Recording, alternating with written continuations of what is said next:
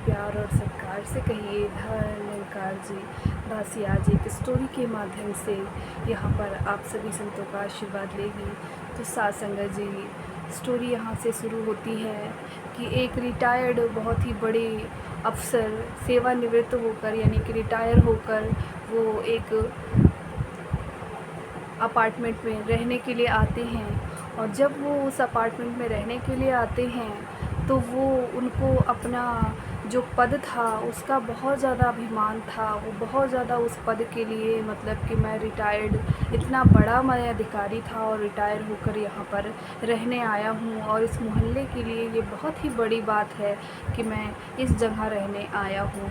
साथ संगत जी, वो वहाँ पर रहने आए और उन्होंने अपना सब सामान शिफ्ट किया, रहने आ गए।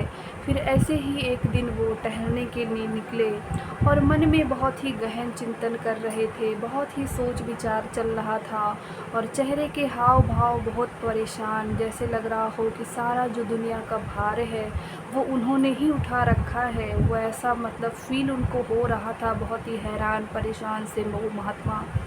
वो यहाँ पर टहल रहे थे और टहलते टहलते लोगों को जो आसपास के निकलते उनको वो बहुत ही गिरी नज़र से देखते कि मैं तो अधिकारी ठहरा और ये तो जो है यहाँ पर वर्कर है, ये काम कर रहा है, ये ऐसा कर रहा है, ये वैसा कर रहा है। सबको वो उस नज़र से देखते और धीरे धीरे करते करते वो वहाँ पर डेली टहलने के लिए आने लगे। और एक बार उनकी मुलाकात एक बुज़ुर्ग से हुई। वो बुज़ुर्ग भी वहाँ पर टहलने के लिए आते थे और वो बुज़ुर्ग वहाँ पर बैठे हुए थे, ये टहल रहे थे। फिर इन्होंने उस बुज़ुर्ग से बात की, जो बड़े अधिकारी साहब ने सेवानिवृत्त होकर आए थे।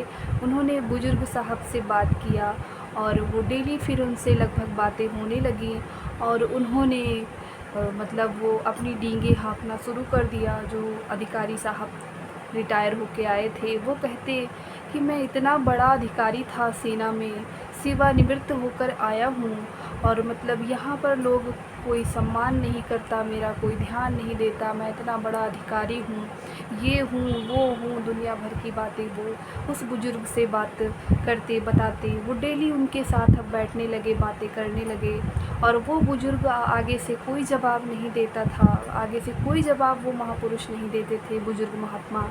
जब वो डेली डेली ऐसे बात चलती रही, वो अपनी डींगे मारते रहे, वो अपने बारे में बहुत सारी बातें ऐसे बताते रहे कि यहाँ पर मेरा ये था, यहाँ पर मेरा ये था, इतना रुतबा था मेरा, इतना मेरा यहाँ पर ऐसा कुछ था जो अब कम हो गया है। यहाँ के लोग मेरे को जानते नहीं हैं, अगर वो जानते तो फिर ये करते वो करते। तो ऐसे करके वो डेली उस बुज़ुर्ग महात्मा से अपनी बातें बताते।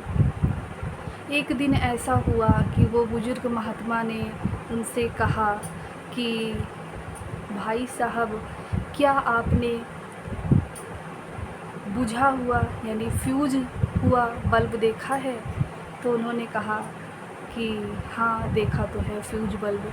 कहते हैं कि जब फ्यूज़ बल्ब आपने देखा है उसे कभी रोशनी देते हुए?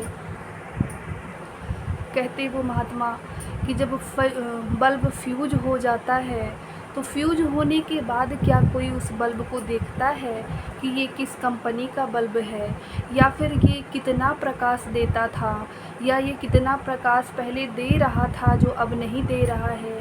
क्या ये सारी बातें वहाँ पर नोट किया जाता है कि ये कितनी वोल्ट का लाइट उठाकर यहाँ पर रोशनी देता था, कितना प्रकाश करता था, कितना जगमगाहट उत्पन्न करता था? क्या फ्यूज होने के बाद उस बल्ब का कोई अहमियत रह जाता है? तो आगे से वो जो सज्जन पुरुष थे जो रिटायर्ड हुए, उन्होंने बोला कि क्या आप इस बात को मानते हैं, ये बात सत्य है कि क्या फ्यूज होने के बाद? बाबा जी ने पूछा, जो बुजुर्ग महात्मा थे उन्होंने पूछा क्या फ्यूज होने के बाद उस बल्ब का कोई महत्व है? तो आगे से उन रिटायर्ड अफसर ने जवाब दिया कि नहीं, फ्यूज होने के बाद तो कोई नहीं देखता कि वो कौन सी कंपनी का था, कितना प्रकाश देता था, कितना नहीं, ये सब पूरी कोई जानकारी यहाँ पर कोई नहीं करता। तो उन्होंने कहा कि बस वही अवस्था हमारी भी है। जैसे आप बता रहे हैं कि आप रिटायर होकर आए हैं, बहुत ही बड़े अफ़सर थे आप, तो वैसे ही हम सब यहाँ पर क्या हैं, फ्यूज़ बल्ब की तरह हैं। हम सब बहुत ही बड़े-बड़े पोस्ट से हो सकता है आए हों। जैसे कि अगर मैं बताऊँ अपने बारे में, तो मैं 2 बार संसद का सदस्य रह चुका हूँ। फिर उन महात्मा को उन्होंने बताया, जो सज्जन पुरुष रिटायर होकर आए थे, उन्होंने बताया कि ये जो सामने सिंह साहब रहते हैं, ये जो है आर्मी में ब्रिगेडियर थे और रिटायर होकर आए हैं। फिर उन्होंने बताया ये जो है ये कर्नल की पोस्ट से रिटायर होकर आए हैं। और जो सामने मेहरा जी रहते हैं, मेहरा जी रेलवे में महाप्रबंधक के पद से रिटायर होकर आए हैं। सामने आप मेहरा जी का घर देख रहे हैं और ये मेहरा जी इसरो में वैज्ञानिक थे, अब ये भी रिटायर होकर आए हैं। तो हम सब यहाँ पर फ्यूज़ बल्ब की तरह हैं और हमारा भी यहाँ पर कोई महत्व नहीं है, क्योंकि फ्यूज़ होने के बाद बल्ब का कोई महत्व नहीं रह जाता। बल्ब का कोई महत्व इसलिए नहीं रह जाता क्योंकि बाद में फ्यूज होने के बाद कोई नहीं देखता कि ये बल्ब हैलोजन था या 0 वाट का था या फिर 100 वाट का था। ये रोशनी दे रहा है कि नहीं दे रहा है, ये बात तब थी जब हम रिटायर नहीं हुए थे, जब हम फ्यूज नहीं हुए थे। कितनी रोशनी दे रही है इसका अर्थ तब था जब मैं वहाँ पर फ्यूज नहीं था। लेकिन अब हम सब फ्यूज बल्ब हैं, तो ये मायने नहीं रखता कि आप 0 वाट के बल्ब थे, आप 100 वाट के थे, आप हैलोजन थे या फिर आप स्ट्रीम लाइट थे, रोड लाइट थे, क्या थे, इससे फ़र्क नहीं पड़ता। तो कहने का भाव यही है कि उगते सूर्य को सभी नमस्कार करते हैं, सांझ के सूर्य को कोई नमस्कार नहीं करता है। लोग अपने घरों के आगे भी बोर्ड लगवा देते हैं, I am retired IAS officer, या फिर जो न्यायालय के रिटायर्ड जज होते हैं, वो सभी जो बड़े बड़े पदवी पे काम करते हैं, वो सब क्या करते हैं, अपने घर के आगे ये नेम प्लेट लगवाते हैं। लेकिन क्या उसका मीनिंग है?